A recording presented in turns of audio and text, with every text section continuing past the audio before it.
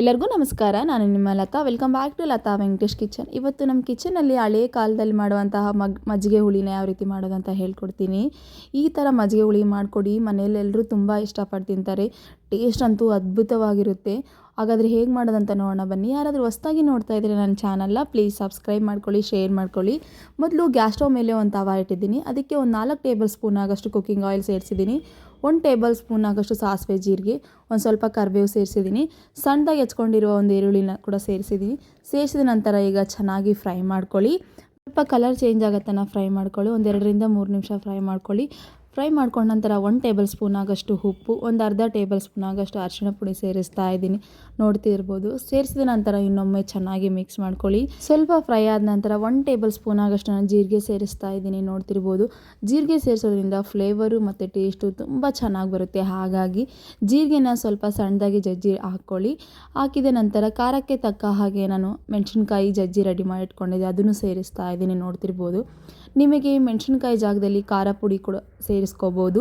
ಸ್ವಲ್ಪ ಮೆಣಸಿನ್ಕಾಯಿ ಸೇರಿಸೋದ್ರಿಂದ ಟೇಸ್ಟ್ ತುಂಬ ಚೆನ್ನಾಗಿ ಬರುತ್ತೆ. ಹಾಗಾಗಿ ಇದಕ್ಕೆ 1 ಟೇಬಲ್ ಸ್ಪೂನ್ ಆಗೋಷ್ಟು ನಾನು ಶುಂಠಿ ಬೆಳ್ಳುಳ್ಳಿ ಪೇಸ್ಟ್ ಸೇರಿಸಿದ್ದೀನಿ. ನೋಡ್ತಿರ್ಬೋದು.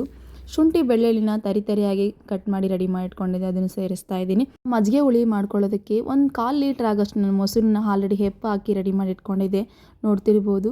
ಹೆಪ್ಪು ಹಾಕೋದ್ರಿಂದ ತುಂಬ ಹುಳಿ ಬರುತ್ತೆ. ಹಾಗಾಗಿ ಟೇಸ್ಟ್ ಅದ್ಭುತವಾಗಿ ಬರುತ್ತೆ. ಪ್ಯಾಕೆಟ್ ಮಾಡೋದ್ರಿಂದ ಹೆಪ್ಪು ಹಾಕೋದಕ್ಕೂ ತುಂಬ ಡಿಫ್ರೆಂಟ್ ಇರುತ್ತೆ. ನಾನು ಹೆಪ್ಪು ಹಾಕಿ ರೆಡಿ ಮಾಡಿ ಇಟ್ಕೊಂಡಿದ್ವಿ ಆ ಮೊಸರನ್ನ ಸೇರಿಸ್ತಾ ಇದ್ದೀನಿ. ಇದಕ್ಕೆ 1 ಗ್ಲಾಸ್ ಆಗೋಷ್ಟು ವಾಟರ್ ಸೇರಿಸಿ ಈಗ ನೋಡ್ತಿರ್ಬೋದು ಎಲ್ಲ ಸ್ಮ್ಯಾಶ್ ಮಾಡಿಕೊಂಡು ರೆಡಿ ಮಾಡಿ ಇಟ್ಕೊತಾ ಇದ್ದೀನಿ. ಇದಕ್ಕೆ 1 ಟೇಬಲ್ ಸ್ಪೂನ್ ಆಗೋಷ್ಟು ಉಪ್ಪು ಸೇರಿಸ್ತಾ ಇದ್ದೀನಿ. ಉಪ್ಪನ್ನ ನೋಡಿಕೊಂಡು ಹಾಕ್ಕೊಳ್ಳಿ. ಆಲ್ರೆಡಿ ನಾವು ಉಪ್ಪು ಸೇರಿಸಿದ್ವಲ್ವ, ಹಾಗಾಗಿ ಸೇರಿಸಿದ ನಂತರ ಇದನ್ನು ಸೈಡಿಗೆ ಎತ್ತಿಟ್ಬಿಡೋಣ. ಈಗ ನೋಡ್ತಿರ್ಬೋದು. ಈಗ ಚೆನ್ನಾಗಿ ಫ್ರೈ ಆಗ್ತಾ ಇದೆ. ಫ್ರೈ ಆದ ನಂತರ ಇದನ್ನು ಗ್ಯಾಸ್ ಆಫ್ ಮಾಡಿ ಕೂಲ್ ಆಗಕ್ಕೆ ಬಿಟ್ಬಿಡಿ. ಒಂದು 5 ರಿಂದ 10 ನಿಮಿಷ ಕೂಲ್ ಆಗಕ್ಕೆ ಬಿಟ್ಬಿಡಿ. ಇದನ್ನು ನಾನು ಕೂಲ್ ಆದ ನಂತರ ತೋರಿಸ್ತಾ ಇದ್ದೀನಿ. ನೋಡ್ತಿರ್ಬೋದು. ಈಗ ಕೂಲ್ ಆಗಿದೆ. ನಾವು ಆಲ್ರೆಡಿ ರೆಡಿ ಮಾಡಿ ಇಟ್ಕೊಂಡಿದ್ವಲ್ವ ಮಜ್ಜಿಗೆನ, ಅದನ್ನು ಸೇರಿಸ್ತಾ ಇದ್ದೀನಿ. ನೋಡ್ತಿರ್ಬೋದು. ಸೇರಿಸಿದ ನಂತರ ಇನ್ನೊಮ್ಮೆ ಚೆನ್ನಾಗಿ ಮಿಕ್ಸ್ ಮಾಡ್ಕೊಳ್ಳಿ. ಈಗ ಸ್ವಲ್ಪ ಗಟ್ಟಿ ಏನಾದರೂ ಚೆನ್ನಾಗಿ ಮಿಕ್ಸ್ ಮಾಡ್ಕೊಳ್ಳಿ. ಮಿಕ್ಸ್ ಮಾಡ್ಕೊಂಡ ನಂತರ ಈಗ ಪರ್ಫೆಕ್ಟಾಗಿ ರೆಡಿಯಾಗಿದೆ ಹಳ್ಳಿ ಸ್ಟೈಲ್ ಮಜ್ಜಿಗೆ ಹುಳಿ. ಖಂಡಿತ ನೀವು ನಿಮ್ಮ ಮನೆಯಲ್ಲಿ ಟ್ರೈ ಮಾಡಿ. ಟೇಸ್ಟ್ ಅಂತೂ ಅದ್ಭುತವಾಗಿರುತ್ತೆ. ರೈಸ್ಗೆ, ಪಲಾವ್ಗೆ, ಒಗ್ಗರಣೆಗೆ, ಚಿತ್ರಾನ್ನಕ್ಕೆ ಎಲ್ಲದಕ್ಕೂ ಸೂಪರ್ ಆಗಿರುತ್ತೆ. ಖಂಡಿತ ನೀವು ನಿಮ್ಮ ಮನೆಯಲ್ಲಿ ಟ್ರೈ ಮಾಡಿ. ಹೇಗಿದೆ ಅಂತ ನನಗೆ ಕಮೆಂಟ್ ಬಾಕ್ಸಲ್ಲಿ ತಿಳಿಸ್ಕೊಡೋದು ಮರಿಬೇಡಿ. ಪ್ಲೀಸ್ ಲತಾ ವೆಂಕಟೇಶ್ ಯೂಟ್ಯೂಬ್ ಚಾನಲ್ಗೆ ಸಬ್ಸ್ಕ್ರೈಬ್ ಮಾಡಿ, ಶೇರ್ ಮಾಡಿ. ಹೊಸ ಕಂಟೆಂಟ್ ಜೊತೆ ಮತ್ತೆ ಸಿಗ್ತೀನಿ. ಥ್ಯಾಂಕ್ ಯು ಸೋ ಮಚ್ ನನ್ನ ವಿಡಿಯೋ ನೋಡಿದ್ದಕ್ಕೆ.